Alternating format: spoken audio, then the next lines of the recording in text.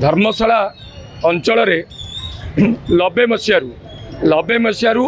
विज्ञापित अंचल परिषदर दाबी सहित ये विज्ञप्ति विभिन्न पर्यायर प्रकाश पाई थरे नुहे एटा 90 मसीह प्रकाश पाई 98 मसीह भी प्रकाश पाई 24 मसीह प्रकाश पाई किंतु वर्तमान देखा देइछि राज्य सरकार जो बड़ी भाव में ये धर्मशाला को जो बड़ी उपेक्षा करा जाइछि एटा दीर्घ दिन दाबी नुहे एटा हक किए कौन कहीपे ओडिशा रे तांको निज निज अंचल को निजर दाबी रखिपारती किंतु आपण निजे बहुत भल भाव में जानी ए कथाटा धर्मशाला केते यथार्थता अच्छी धर्मशाला अंचल जो थे कि तहसिल ठारू आरंभ करी एटी इरिगेशन कार्यालय पर्यंत आप ट्रेजेरी कहतु महाविद्यालय कहतु बालिका महाविद्यालय कहतु ये सबु प्रकार इंफ्रास्ट्रक्चर अच्छी किंतु आज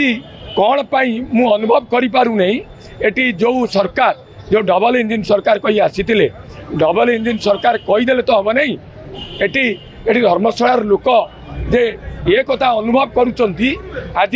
दाबी करिचंती कांग्रेस दल तार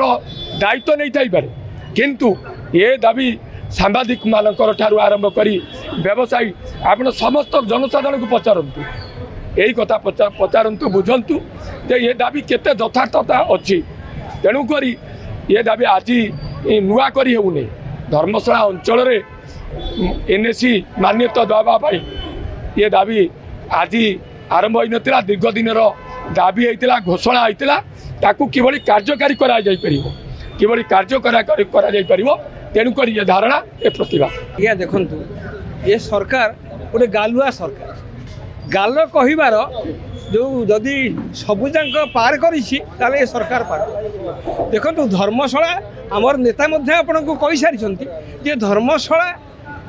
एनएससी पाई एवं एक उपयुक्त स्थान एथिपाई कथा कौन शिक्षा क्षेत्र में सामाजिक क्षेत्र में एवं विभिन्न प्रकार क्षेत्र में सब सबू इनफ्रास्ट्रक्चर आम सहित रही तेणु ये आ सत्वे धर्मशाला को कहीं उपेक्षा करें भी जानीपारूना माने धर्मशाला को उपेक्षा कर कारण कौन आम भी जानीपारूना विगत सरकार थिला एवं बर्तमान जो सरकार कौन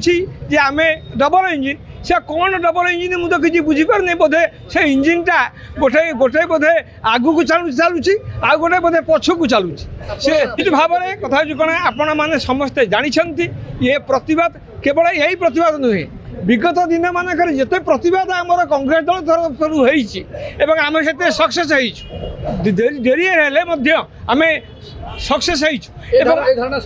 निश्चित भाव में ये धारणा आमर सफल हम एवं एनएससी घोषणा हम एपाई आम जत्पर नास्ती आपण मान सहित एवं धर्मशालार अगणित से खटिखिया एवं जो मैंने पढ़ुआ पिला समस्त बर्तमान आम सहित एकजुट अच्छा।